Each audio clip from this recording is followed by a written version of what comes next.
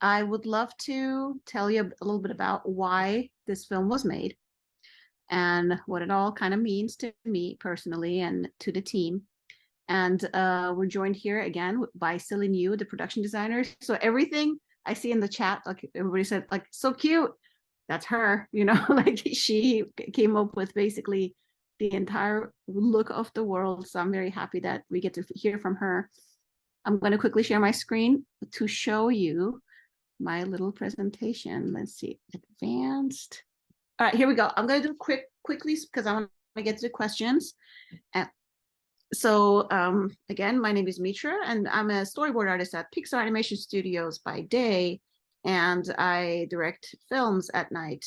And now we're going to talk about the making of this. I made this film in 2018. I lost my dear childhood friend, and basically she loved people in her life intensely, and she was this full of energy, this like ball of shining personality, and I felt like a big hole in me, and I had dreams where we had all these conversations and we interacted like before, and although they were dreams, they felt very real to me. After that, I started drawing like a zillion drawings, and many of them were of this little shiny star.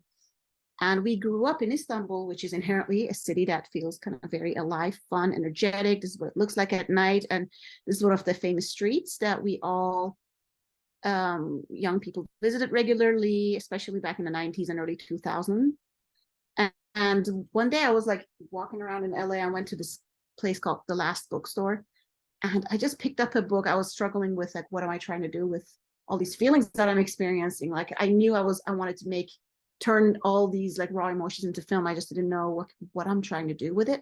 So I opened this like book of poetry. Literally, it was like magic, you guys. I picked it up the book, I opened it, and this was the page. And it said, I have heard that even in space, you can hear the scratch of an I love you. And this was a poem by Phil Kay. And it moved me. I took a picture of it right then and there. And basically the word space, scratch here, it all felt very evocative. And by this time, I was already deeply meditating on grief and impermanence and love. And I was working on processing all of this through drawing the starting character. And this is a book that my mother illustrated when I was a kid. It's about this little shooting star that falls down on Earth, and she's lost and she's trying to like find her place. And I was in preschool at the time, and she let me draw the big tears. Like you see all these like giant tears on her face, like she let me draw those. And I kept on drawing Starling all the time while I was working as a story artist on Luca, trying to learn the ropes on how to be a Pixar story artist. And then I thought about Starling every day. And this is a page that from my sketchbook where I figured out why I'm drawing her, like what is the story? And she comes back to blow her birthday candle, and she's invisible. This is the moment I discovered it. So this is that picture of that sketchbook page. And the poster came up to my mind like almost immediately. I called it Happy Birthday at the time. And then as you can see, we didn't steer too far away from what that image was. And this is a beautiful painting by Celine that is here with us. And more on her later. And at one point, it was just me sitting at the cake, and instead of her parents, because I thought that would make it a little more personal, a little bit less heavy. But I just realized that's not what she would do. That's not what this little star would do. Eventually, it didn't feel true enough, even if it would make it a little more personal, maybe, but it just didn't feel real to me as much as it would if she visited people closest to her. And this is the page where I discovered, oh, I see that, she's bringing them a binocular at some point, and then they're noticing her in the sky saying like, hello. And then what's one of the good things about, working for a nice, like full of talented people animation studio is like, there was this artist called Matthias de Klerk who sat next to me while working on Luca. He's a story artist. And after he saw what I was working on, he just pulled out his watercolors and did all these paintings for me unprovoked. He was just doing all these. And I think we even stuck to this exact painting. And how after that I realized we have to make this film, but how do we do it? Luckily, we're at Pixar. There's a program called the Co-op Program. It allows people to use the facilities, computers, and software, collaborate with one another, and we can still own the rights to the film. And then we met Jessica Hyde, who you may have seen on the Inside Pixar documentaries. There's a whole episode about her. she's the champion of like representation. She counted line by line the lines that the male characters spoke and female characters spoke, and basically tallied up, saying, guys, we have a lot of guys in all of our films, and we don't have a lot of women. So she was the one that kind of revolutionized that, and we were friends. So she offered to produce. This is Ayşe Dedeoğlu. I'm going so fast, you guys. I'm sorry. This is Ayşe Dedeoğlu Arkalı, who's the editor, and we collaborated with her. She's from Turkey. She's from that town, and we decided to, collaborate and bring this story to life. And she was the editor on. She was working on Soul at the time, Pixar Soul. And this is Celine, who I was already a huge fan of, and she jumped on as our production designer. She got to work right away on color script, character designs, and look development. This is some of her early sketches. And as you can see, the moment she started putting pen to paper, our world became pretty clear. This was like, I don't know, Celine, was this your first draft of mom character? It was just like done.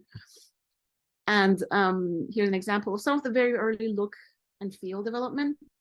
And here's the beautiful color script that we stuck to basically to the T. This is Holger.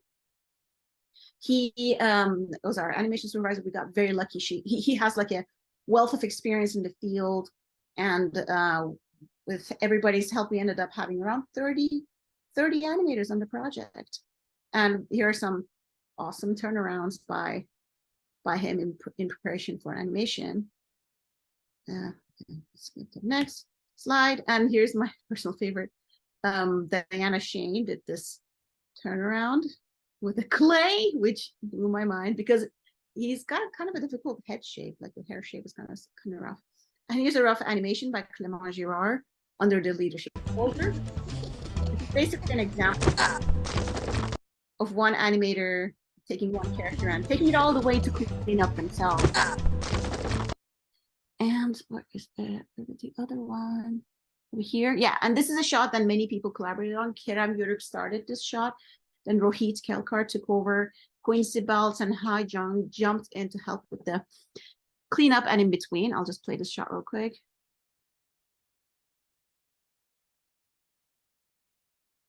This was a very long, very complicated, really important shot. I mean, it was our whole movie, in one shot, basically. This is Andy Jimenez, joined as our DP, which means lots of things in animation, but I'll break down some of the key things that he did. For example, he created what we called workbooks based on the storyboards for our artists from all over the world to follow while they worked on paintings that we had, they had to go well together when they cut. Here's a painting that Pierre Breton made using the workbook of an Andy. So if you see, like, this is the background that Andy put together in After Effects.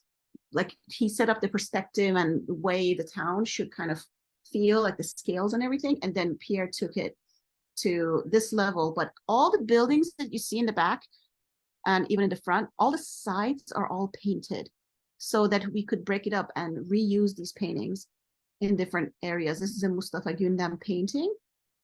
And this is a Başak Buse Özer painting. Here are some of the other Lego pieces. He called it Legos. So people, our artists would paint these pieces, and eventually we ended up putting them all together in After Effects. Here's another example of, it's kind of blurry. Oh, there you go. Example of some of the reused pieces. This is another painting by Yao Chan. This is by Alice Wong. Yao Chan, another Yao Chan painting. And on the background, all these would be painted. All these, like, this was not space, in the paintings, in the actual movie. This was filled with some of the Lego pieces. So was this, and here is, look at all the reflections and some of the background pieces here.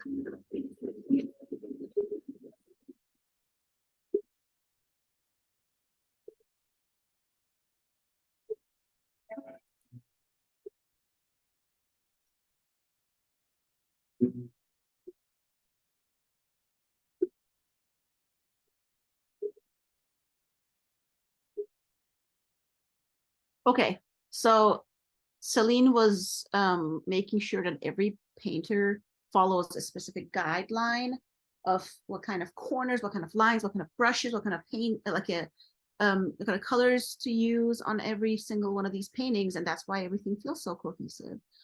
Going forward, now that we talked about the trend, we got to talk about Christopher Landis, who hopped on and collaborated on with Holger and Andy. Three of them started working really closely to develop new techniques in collaborating, incorporating 3D into our 2D pipeline.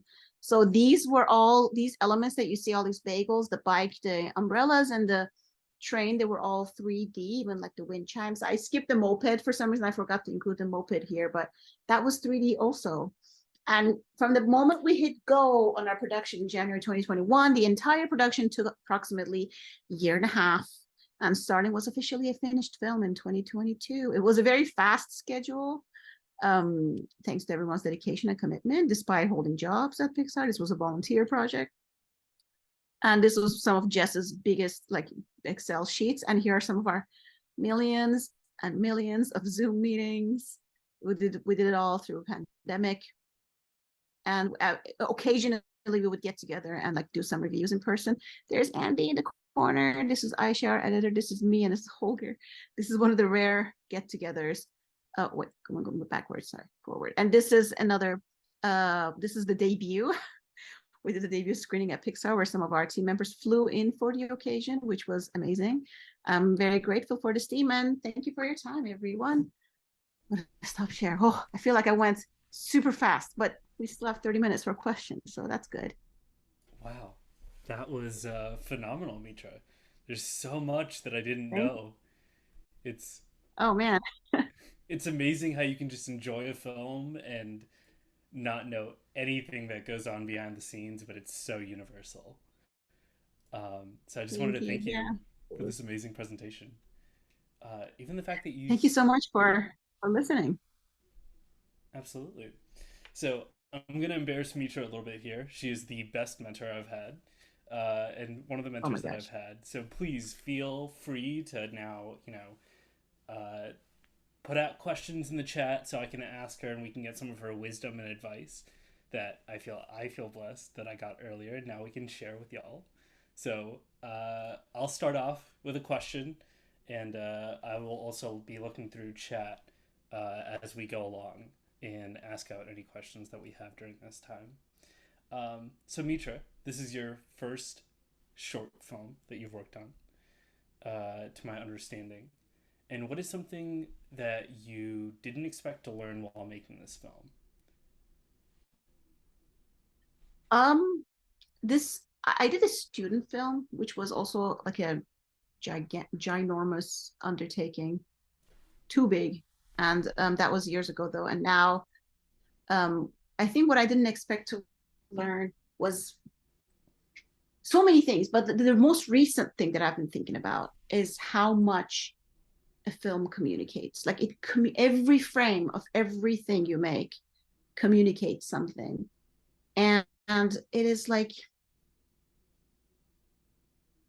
the reactions that I've had from people coming and talking to me about like the people that they've loved and the people that they miss.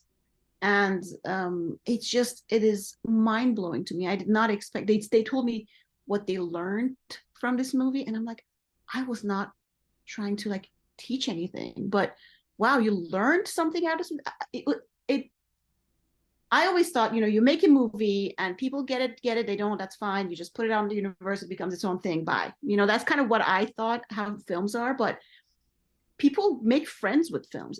I just didn't know that. Like I didn't know how important and how poignant that was. And I feel like this has been one of the most you know, I feel very privileged to be on this side of filmmaking now instead of going to a film and like judging it or liking it, or I'm just like on this side going, oh my God, I literally said something without, I mean, of course I thought about what I was going to say. I thought about this film a lot, but you just never know how it's going to be received. And the way people have received it have been extraordinarily moving for me. And another thing that I learned was how important it is to collaborate with unbelievably talented people. Like Celine, I feel like the moment Celine came on board, and it just kind of shifted something within the film where it became who the film was supposed to be. And I know I'm saying the word the film a lot, but like it was the experience of this movie. It turned into who the movie is the moment Celine came on board, and the moment Andy took over and was taking all the bits and pieces and bringing it to the compositing. He even made the music. It just, every person brings a massive like piece of their own DNA, and you might be starting the film, but you're definitely not the one finishing it the way it was in your head. You just kind of bring, like, you make it bigger than the sum of its parts. And I found that to be fascinating of an experience. Like, I would not want to make another film on my own in any way. And I know some people are great at it. Some people like just embark on a journey and do a whole thing by themselves. But I feel like that's just not how I function. And it's just such a privilege to work with other talented people. And I know, Celine, we can't see you, but you're very, very present here in my mind. So if you guys have like art questions or anything else. Speaking of, the impact of other people on your process and your film, how did you keep everyone's passion and dedication, like, just rolling in this volunteer project? I don't know, Celine, what do you think? How did that happen? Yeah, I think it's a really hard job to do at the beginning. Then I expect then along the way, I think it happened very naturally because everyone joined the team, first of all, because they love the story. And and then everyone along the way became like good friends. I remember in each art review, besides critiquing works, we also chat about like life. Artists were scattered around the world, and people were sharing what's happening today. So just like have a really nice bonding we created, and I think it made it took like how many years? Like 4 years to make the film. And for art part, I think most of the artists worked with me for about like a year. And we don't I don't feel it's like a labor. I believe they feel the same. Like every time we are waiting and expecting, hoping to see each other as we became like a friends. I think cultivating the bonding among team member is a key. What do you think? Yeah, I agree. I mean, I feel like, first of all, anyone that I started working with prior to this project coming to life was already my friend. Like I already were friends with Celine. I was already friends with Aisha and Jess. Like, these people were already my people that I would go to and show the progress and reels and everything. And when they joined in, the synergy was already there. The people that I didn't know prior to this experience, to the project, from the leadership, was Holger and Andy, but they were also so experienced, such experts. Like, I remember I was in one meeting that they were talking about this one shot where Starling is running towards the camera, and they said, I think I repeated that in some other talks, but they turned to each other and they said, we should probably do this the way we did it on Iron Giant, when Hogarth runs to camera. And I was just sitting there going, did you just say that? I don't understand what? But of course, I mean, they worked on that film together, in fact, so that I was just bamboozled by that comment, how casually it was spoken. But I keep forgetting, because we did it during the pandemic. I was not within the walls of Pixar. I was like in my living room, and hearing that, I was just like, oh my God, that's right. We do work at Pixar, and these are the people who worked in the industry for so long. So like, I feel like the expertise that they all already brought a lot of passion with it. And their passion ignited other people's passion. They were so excited about the projects. And so many times I was tired. I'm like, I don't know. I just don't know if I can do this today. And then I would get like an email from Holger talking about this one shot, and I would say, wow, I'm so jazzed again now. You're right. So it was just so natural. I mean, surrounding yourself with people who love the project as much as you do, or they connect with it and some level, I think was invaluable to me. I love the casual just name dropping in the Zoom column or in person rather. Just Iron Giant. This shot The right way we here. did it on Iron Giant, like Yeah, I will that's take this to my grave, like how I felt when that happened. oh, that's phenomenal. So I saw this interesting question, and it says, "I'm curious about how you decided not to use dialogue slash how you decided to use efforts only for Starling, and the parents didn't even have any dialogue or efforts. Yes. Is that something that came naturally in the process? Is that something maybe you envisioned from the start?" Well, actually, we had people make some noises and efforts, like these kind of things. But ultimately, we got this one note from one of the creative executives that was helping. Like, I would bring them some of the reels time to time and be like, "What do you think? What do you think?" And what they said was like, I don't know. I just don't love it when people make effort noises but don't talk. It just sounds strange. And after she said that, I could not watch the movie without agreeing with her. I was just like, you're right, man. It's sometimes you can make it work. Not to say like it never works, but it just didn't work in my case. And I wanted to differentiate Starling as like a character from not of this earth anymore. So she's the only one we hear. She's the only one that is different than others. We hear like wallas, like ambient of like people in the city just to make it feel like alive and bustling. But the moment parents started going like I was like I just don't like it anymore. so we did try it for like a good couple of years. They had noises, but when we took it out, it also made it a little, I, I don't know how to say, a little more respectful in a way. Like the fact that I used a lot of restraints in their acting. Like I don't know what that feels like to lose a child. It's a very heavy topic, and I didn't want to tap into that in a way that feels like overstepping. So I I used a lot of like them just looking at each other, looking at the window, waving. There was not a whole lot of like big emotional kind of ups and downs in their um in their acting, and removing their audio was a good choice. I think ultimately it served the film. Wow. I do believe that sometimes restrictions can help us create things better, right? Yeah. Sometimes we need that restriction to see past what we couldn't see before. So I think that's wonderful.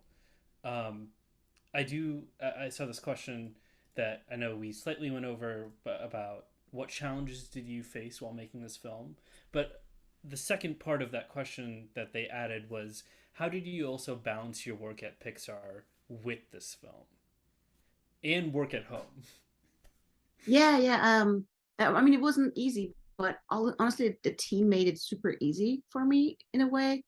I feel like I was not even the one that had the most responsibilities at some point, because I mean, I think Celine, you can speak to that. You were doing like four things. You moved, you like changed jobs, you had a child. Like I feel like Celine, you should answer this Oh, question if you want. please. Absolutely.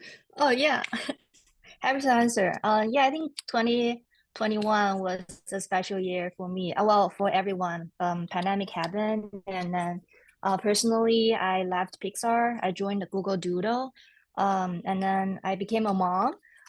So it was crazy. Like, my life is just like it's like I can't even know how to like schedule things. And then I got this call from Mitra saying, "Hey, we're restarting the film. I'm really hoping you can join because you did like some initial art for it." And I like realistically, I should just say no, Mitra. Let's see each other next year. But I was like, I know I will regret so much if I don't creating like this beautiful thing together with all those people, my favorite people at Pixar together. So I just like being really not rational and just said yes first and then figure things out. I think yeah, you have to work really hard, but working with people you love also give you extra energy.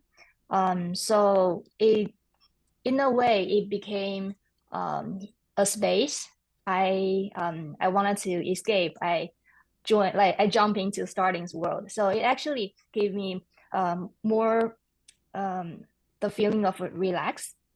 So yeah, I was working hard, but also I feel happy to be together with those people and then making something beautiful together. So yeah, it's really hard to say. Yeah, you have to schedule things, but also it's worth it. Wow, that was Yeah. an eventful year. Yeah. Yeah. That was really eventful. The next question that I We saw on worked at 8 a.m. Oh, sorry, go ahead. oh no, please go ahead. I was just saying we kind of divided our day. I mean, for me and the people who were working on it every day, we divided our day to like the morning time because we're not technically allowed to like work during work hours in the Pixar program. You're supposed to because it's not a Pixar owned film. It's just you're doing it on your own.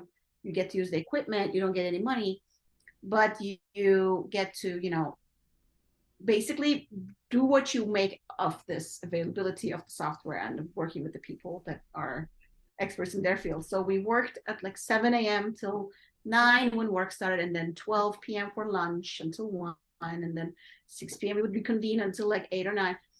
But there was like a lot of that. Although when we were sometimes waiting around in between assignments or whatever, we still tapped back in and worked on it together. But I mean, I knew, for example, at night I would go to bed, I would be receiving like a shot on box or something, and I would open it up, right, like in bed, going like, let me play this animation. I just not wait, press, and then you watch it, and you're like, oh, this is great. I just need one note. I'll do it in the morning. Go to sleep. You wake up at like 7:30. You check your Slack, and Holger already opened it, wrote a note, and like asked me what I'm thinking of the note that he wrote. So it just feels like when you have people passionate on the team, you don't have to do a lot of pushing. It just kind of they push you, and that's just incredible to witness. So I think we just got mega lucky in that way too. Wow, that is incredible to see people working or wanting to work, right? Um, I think Yeah. that's phenomenal. This next question is a little bit more about the lore of Starling. And so it asks, I wonder what the sparkles that come out of the sparkling represent, or out of. Is it the life source of a star, or is it just a plot tool to give the star a limited time on Earth? I think it's both, right? I mean, this is she basically sacrifices her time on Earth to be able to let her loved ones know that she was here visiting. So it's energy. You can call it breath if you want to be more literal. And I just wanted to create the feeling of like she's not here forever. She just got this like very special like time allowance because of her sheer will to be able to come to Earth real quick on her special night. And other people get to see her, but not her family, right? So it was it was thought through a lot where it's not like I also don't love making films where it's just like this is exactly that. It creates a lot more of like a lyrical feeling of like, oh, she's here for a limited time. Yes, of course it serves as a plot tool ultimately, but it speaks to the ephemeral nature of life where you land on Earth, even as humans today, like you land on Earth and you have a limited time, and who knows what you're going to do with that time. You could have fun, you could work really hard, you have obstacles, and in the end, what do you make of that? What all you want to do is spend time with your loved ones, right? So it's, I guess, all of the above. I love that. That's so deep. I'll never forget. Productivity is not king. There are better things to do. Who said that? What? Well, I remember we had a conversation a while back about Oh, how right. productivity is not like what life should be about. There are other Yeah. things. Yeah, I changed the word for myself. I feel like there was a turning point in my life where I replaced the word productivity with meaningful, and my whole life changed. I feel like now if I read a book or if I'm just sitting there like vegetating or staring at the ceiling, if that's meaningful to me, it's allowed. It doesn't have to, I don't have to produce anything. Like I'm not a plant that needs to like create oranges or whatever. Like that, I don't have to do that. So Absolutely. Absolutely. So this next question asks, is there a different production method between Pixar's Spark Shorts and the Co-op project? And I think this is a wonderful question because you did specifically mention that this is a Pixar co-op. Yeah. So you're asking, what are you asking? Sorry, about the Pixar Co-op? Yes, is there a difference in like how production is run, or how production, I guess, even is formulated from Pixar's Spark Shorts? Oh yeah, yeah.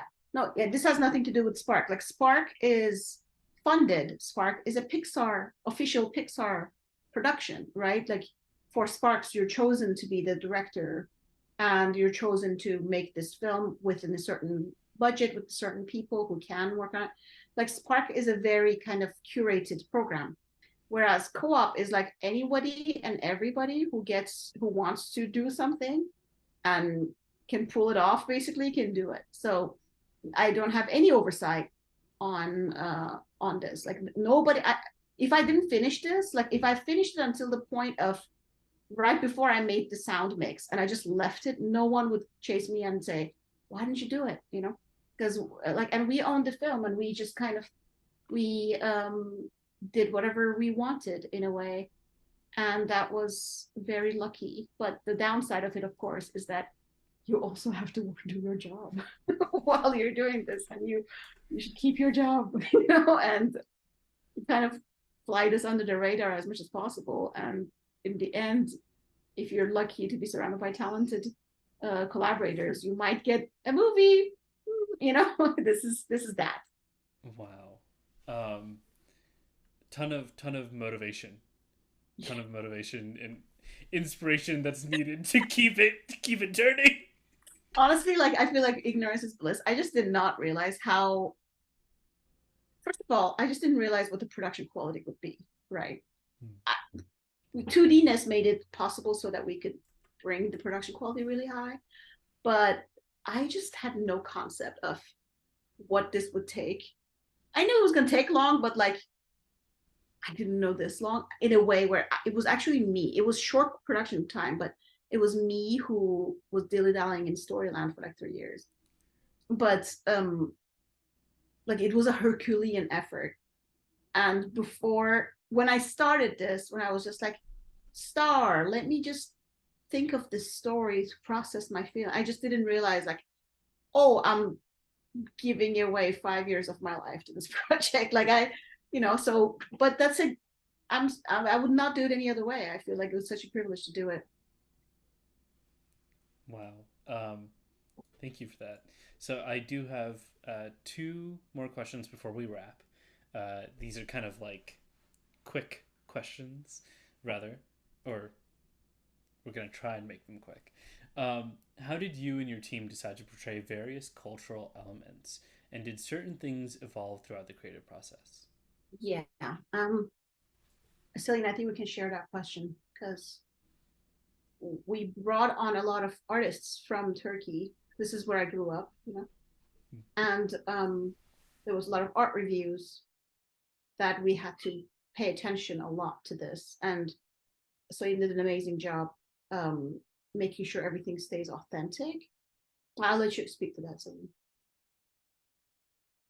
Yes, I think recruiting local artists is one of the best choice we made because they're not only providing like authentic art and also giving consulting work on that. Like if we need like a lettering for like a store sign, like they would give our advice of how to do that. Just having them presenting their work and also giving critique on others' work helped maintain um, the, the look of the film, very related closely to the culture. And then I think we gathered lots of like specific reference photo, like very accurate to the time period, and then created like a pool of it for people to refer to when drawing. That helped too.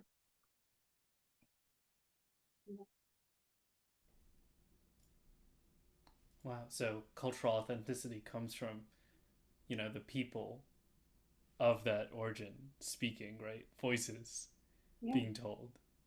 Yeah, I mean the Yes. bicycle that we had, where the bicycle comes in and starting runs away, like that was the childhood bicycle of one of the artists. Like he drew a bunch of different bikes, and he said this one was the one I had. We're like, yep, we're using that. Wow. So we're just like, yeah, why would I go with literally anything else when this is the one that is the real existing bike of this one artist, That's phenomenal. Yeah. The last question is it possible to talk about how to organize projects of this size? And they even asked, is it possible to send a screenshot of the spreadsheet or in that presentation? You want the screenshot image? I'm assuming so, or just showing that again while explaining, Ah, how you sure. Now organize. let me see. Portion of screen again, share. Um, I mean, actually, I don't know if you can share this, to be honest, Then but please don't. um, but I'll show it to you. Like this is just like some of the spreadsheets. I just kind of took a screen grab of some of them. This is all like Jess territory, and so this is the shot breakdown where we had to like rate how difficult each shot might be. These are guesses, like pure guesses, and like the backgrounds that are same as other backgrounds. Like we did parent shots, child shots, and meaning like one shot could have like multiple quote unquote children that would be actually the same. It would become from the same background. This is just like a portion of, oh my gosh, sorry, with my life. This is a portion of all these animators, and when they started the shot, when they kind of finished it, and pink meant like it's delivered and sent to comp. I don't know. This is all Google Docs, by the way. Sent to comp. And this, what is this? Let me see. Pile of eggplant bubbles. Oh, this is like the art. Like we needs Lego bin enhancing. I don't know what that is. Like, Just put gibberish in there. and like this one, it's like Oh, the Star. Lego bean. I can actually talking about the Lego bean a little bit Yeah, because go there's ahead. a related question in the chat. So the Mhm. Lego bean was the background buildings. So a lot of the background streets, we only painted the facade of like different buildings, and then Andy will take them and like it's like you're arranging Legos, right? And put those different facades to form a Mhm. street. So that's how we made some of the background streets. Yeah. Wow. But what do you mean? And what is this enhancing? I guess the Lego we need. Oh, I see. We needed more Legos in the Lego bin for that background, at that time. And this says Lego bin, no background needed, meaning we don't need a painting here. We can just pull from the Lego bin. And these are some of the shots that were actually fully done compositing wise. Yeah, I'm gonna stop sharing. But Yeah, this no, again, this that's was like I did not intend to like go into detail. It's just like look at all these spreadsheets. But yeah, it's a lot. It's a lot. that really is. That really is. There's so much that goes into making such a short film, or Yeah, even any film. I feel. yeah, for sure. Thank you for sharing that. I really Of do course, appreciate that. of course. Thank you for Um, having us. Such a pleasure. Such a pleasure. Thank you all for being here. So I'm gonna wrap out this meeting or webinar as to be respectful of time. But I just wanted to thank Mitra and Celine and the rest of the AIA crew for being here and hosting this and helping us moderate and have this event. And I wanted to thank you all. Thank you all for being here and spending time with us to learn more about how this film was created and also just screening this with us. I think it was such a pleasure seeing all the comments go through just while the film was going, and it was phenomenal. Lastly, I want to encourage everyone to sign up for more of the summit that will be going on till the end of December, and that will be there will be a link for that. Um, and if you are an AIA member, there is a Discord server where there is a community for other people in animation where you can learn with, grow with, and have a safe place. But thank you all for coming. I hope this has been knowledgeable and fun. Yeah, thank you, everyone. Thank you for Thanks, having us. everyone. Thank you, AIA. This has been a treat. And yeah, see you another time.